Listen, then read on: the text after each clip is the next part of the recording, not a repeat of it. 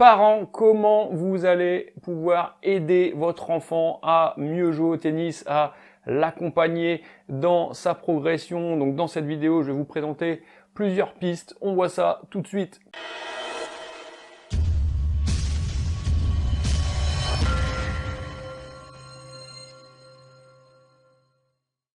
Salut, c'est Alex, bienvenue sur Tennis Attitude pour cette nouvelle vidéo. Si vous êtes nouveau, je vous encourage à télécharger la grande formation 2 heures d'entraînement sur le terrain. Je suis avec vous pour plein de conseils pour bien jouer au tennis. Je vous laisse le lien dans la description. Et puis bien sûr, vous pouvez vous abonner quelque part par ici à la chaîne si vous voulez suivre toutes les prochaines vidéos. Alors parents, comment allez-vous pouvoir accompagner votre enfant dans sa progression de joueur de tennis? Donc la première chose, c'est que vous allez devoir l'encourager à jouer plus, à jouer en dehors de son cours avec l'enseignant. Ça, c'est quelque chose qui est prioritaire, fondamental et prouvé. Tous les joueurs qui jouent en plus de leur entraînement ont une progression bien meilleure que ceux qui n'assistent qu'à leur entraînement par semaine. Donc non, la pratique libre ne remplace pas l'entraînement. On va apprendre certaines choses, on va développer sa capacité d'écoute, on va prendre des repères techniques, tactiques, avec des conseils avisés du moniteur. Mais le volume de jeu que le joueur va avoir à côté de ça va être vraiment déterminant dans sa vitesse de progression. En venant jouer uniquement en cours, l'enfant va progresser. En jouant en cours plus à côté, l'enfant progressera beaucoup plus vite. Je pense qu'on est tous d'accord là-dessus. Et pourquoi le tennis serait une exception par rapport à d'autres disciplines qui ont exactement le même fonctionnement. Si vous prenez des cours de musique, piano, il y a un cours avec le moniteur. Parfois les cours sont très courts, hein. C'est des durées de 20 minutes, une demi-heure. Comment concevoir que l'enfant va apprendre à jouer au piano avec seulement 20 minutes ou une demi-heure par semaine? Non, ce qu'il y a à faire, c'est à la maison, il va devoir répéter les morceaux, faire des gammes, comme on pourrait le faire aussi. On parle de gammes au tennis, vous pouvez faire des gammes avec les copains, des gammes avec les parents en dehors du cours pour progresser. Un autre domaine, pour illustrer cet exemple, l'école. L'école, oui, il y a du temps passé à l'école, on va écouter les informations, mais en dehors de ça, il y a les devoirs à la maison, il y a le travail personnel.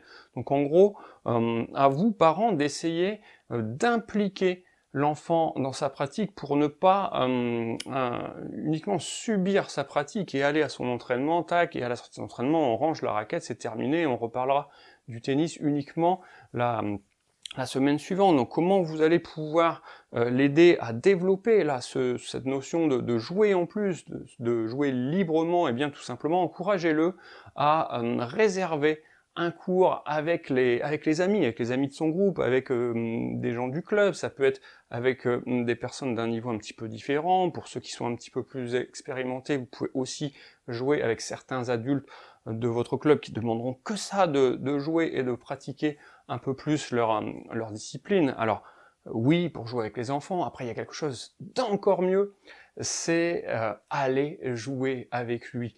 Allez jouer avec votre enfant pour plein de raisons, parce que la première, c'est qu'il va adorer ça. Notamment dans les premières phases de l'apprentissage. On peut imaginer les enfants entre 6 et 10 ans, ils vont être ravis de pouvoir jouer avec papa et maman, et de se mesurer à eux, d'aller passer un bon moment, et tout ça, ça va lui faire qu'il va passer du temps sur le court, il va frapper un nombre de balles supplémentaire dans un contexte vraiment convivial. Après, n'ayez pas peur. Si vous êtes joueur de tennis, pas de souci, emmenez-le, voilà, ça va te permettre d'être cool sur le terrain. Si vous n'êtes pas joueur de tennis, aucun problème non plus, jusqu'à un certain niveau, tout simplement, faites office de lance-balle, comportez-vous comme un lance-balle, récupérez des balles, envoyez-lui des balles, il va frapper, voilà, il va s'amuser, même si vous n'êtes pas joueur de tennis. De toute façon, sur les première phase de l'apprentissage, des jeunes enfants, pareil, 6, 7, 8, on peut très bien accompagner son enfant, et même si on n'est pas joueur, on arrivera à renvoyer la balle, puisque ça se joue au départ avec des balles, les balles pédagogiques, donc des balles molles, des balles en mousse, donc n'importe qui va être capable de renvoyer quelques fois la balle pour lui permettre de jouer avec lui dans un contexte où ça lui fera plaisir. Parce que le tennis est un jeu et vous devez l'aider et l'accompagner en ayant ça en tête, le fait de plus il va jouer, plus ça va lui sembler naturel de progresser. Si parfois l'organisation ne permet pas de jouer avec les amis ou vous ne pouvez pas aller jouer avec lui, trouvez des petites combines. Si vous avez un jardin, un mur, une cour, faites-le jouer au mur, les enfants adorent ça, génial de jouer contre un mur. Installer un filet dans la rue, dans le jardin, sur une terrasse, enfin voilà, ou dans la rue, on trouve un copain ou le frère et la sœur, un petit filet, et on fait quelques échanges. Évidemment, voilà, on va pas faire ça tous les jours, toutes les semaines. C'est juste d'essayer de trouver des pistes pour amener, en plus de l'entraînement encadré, une notion de volume et dans un contexte différent. Je pense aussi à une autre chose, sport de raquette. Évidemment, vous pouvez faire pratiquer dans un jardin le badminton, le beach ball, sport de plage, qui est maintenant le beach tennis. Voilà, plus l'enfant va être au contact et dans certaines formes gestuelles, d'interprétation de trajectoire, plus il va passer du temps à jouer, plus sa progression sera rapide. Donc faites-moi confiance là-dessus et vraiment essayez de mettre ça en place. Alors toujours pour accompagner votre enfant dans sa progression tennistique, on va faire un petit focus sur la période 8-12 ans. Donc c'est une période extrêmement riche pour l'enfant. On appelle ça l'âge d'or des apprentissages parce que c'est une période où le développement de l'enfant est vraiment propice à recevoir une grande quantité d'informations. Il va pouvoir vraiment à cet âge développer de nombreuses habiletés motrices et on sait que le tennis est aussi en partie un sport qui a une dimension technique. Donc c'est vraiment à cet âge-là que va pouvoir se faire toute la mise en place technique de façon rigoureuse et qui lui sera profitable pour justement la suite de sa vie de joueur de tennis. Donc on n'hésite pas vraiment à cette période-là à non pas forcément intensifier, mais à apporter en tout cas beaucoup de qualité et de précision dans les conseils qui pourront lui être apportés. Là où les parents peuvent avoir un rôle à jouer aux côtés de l'entraîneur, c'est dans l'accompagnement de toute la dimension sportive qui va dépasser le cadre du tennis. Donc la dimension physique. Un bon joueur de tennis est avant tout un bon sportif. Il n'y a pas de bon joueur de tennis avec des qualités physiques basses. Évidemment, il y en a qui sont très forts techniquement, tactiquement, physiquement, etc. Chacun ses forces et ses faiblesses. Mais de base, le joueur de tennis est un bon sportif. Donc c'est là-dessus que vous allez pouvoir avoir un rôle à jouer en l'accompagnant à côté de sa pratique. Alors néanmoins, petite mise en garde sur ce qu'on appelle la spécialisation. La spécialisation précoce, axée uniquement sur une discipline. Donc on vient de le dire, le joueur de tennis est avant tout un bon sportif, un sportif complet, endurant, souple, avec des qualités de puissance, d'observation. L'œil aussi est quelque chose de très important pour anticiper, pour lire les différentes trajectoires, pour choisir.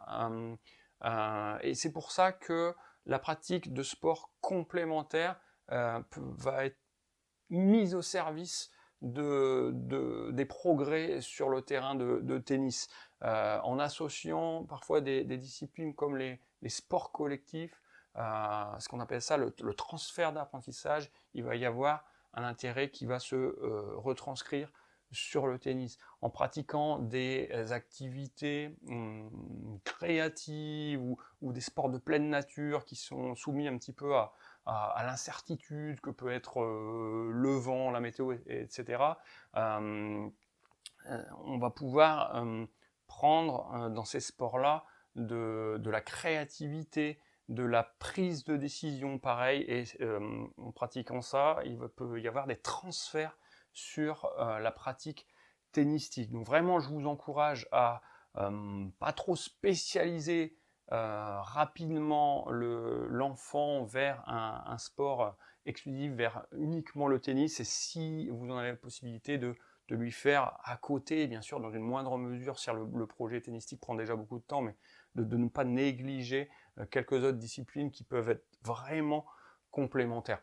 Après, si le joueur est engagé dans un projet avec un volume d'entraînement et de matchs le week-end très important, je peux tout à fait comprendre que le temps dans la semaine ne permette pas de pratiquer d'autres choses à côté. Dans ce cas, si on arrive progressivement à une spécialisation et uniquement à jouer au tennis et en plus de façon intensive, votre rôle d'accompagnateur va être dans la phase de programmation des tournois, de l'aider dans sa programmation, de l'aider dans sa préparation physique. Encore une fois, à vous de ne pas compter exclusivement sur le club, sur l'entraînement physique en club, pourquoi pas à certains moments dans la semaine prendre en charge une petite partie de son entraînement physique, aller courir avec lui, faire une séance de vélo, aller nager, etc. Également, vous pouvez avoir un rôle à jouer dans la récupération, dans la rigueur que peut demander un projet tennistique fort, comme la qualité du sommeil, vraiment l'habituer la veille d'un match ou d'une période intense à avoir un bon sommeil, une bonne alimentation, etc. Et mettre en place des procédures de récupération après les matchs, après les entraînements, voilà, de façon à ce que progressivement, il puisse intégrer toutes ces valeurs-là et devenir autonome dans sa pratique. Donc pour résumer cette partie d'accompagnement de votre enfant, vous pouvez sans hésiter vraiment y aller en termes de qualité pour lui apporter un maximum d'informations. Il va être réceptif à cet âge-là, sur cette période de 8 à 12 ans. Après, deuxième chose, attention à la spécialisation. Vous pouvez essayer de compléter avec d'autres pratiques qui auront un intérêt sur sa pratique tennistique par transfert. Et aussi, si le projet tennistique devient de plus en plus fort et qu'on est obligé de rentrer dans une spécialisation, pensez à tous les à côté qui vont être la préparation physique, la gestion de l'équilibre sommeil, alimentation et la récupération après les entraînements et après les matchs. Un autre rôle que vous allez devoir peut-être jouer, c'est lorsque votre enfant va démarrer la compétition, ou alors si votre enfant pratique déjà la compétition depuis plusieurs années. Donc vous vous doutez bien, il va y avoir beaucoup d'émotions qui vont graviter autour de ça et il y a quelques pièges à éviter. Tout d'abord, je vous conseille d'essayer d'avoir une bonne relation avec l'entraîneur de votre enfant, d'être dans une discussion relativement posée, franche, honnête, lorsqu'il y a des choses à dire, et les choses doivent être dites, et il faut que ce trio parents, enfants, entraîneur fonctionne le mieux possible, et surtout qu'il y ait beaucoup de confiance dans cette organisation-là. Autre chose, essayez de ne pas rajouter du stress au stress. L'enfant qui pratique la compétition va devoir faire face à énormément d'émotions. Jouer un match, c'est pas facile. Donc, si en plus de ça, les attitudes des parents sont trop démonstratives, ça risque de rajouter des complications dans le processus de progression. Donc c'est assez logique, mais on est humain, on a envie de réagir. Par exemple, si votre enfant est victime d'une injustice, sur une faute, si votre enfant joue mal, ou alors si s'il joue très bien, on peut être tenté de survaloriser la victoire, le résultat. Enfin bref, ça c'est aussi avec l'expérience et l'alternance des hauts et des bas que va vivre l'enfant en compétition.